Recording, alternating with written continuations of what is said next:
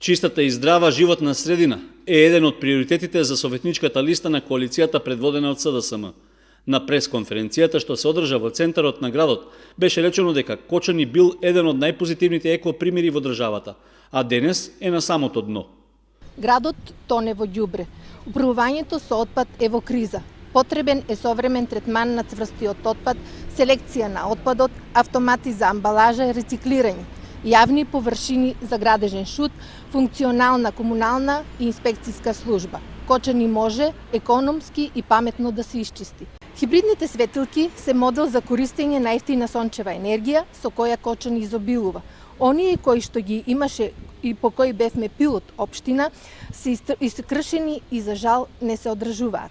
Ние сме за повеќе паркови, зеленило, на Лукубија, кај Стопанскиот двор, на булеварот Теодосије Паунов, во населбата Трајаново Трло, зони за пешаци и велосипеди, замена на азбестните водоводни цевки.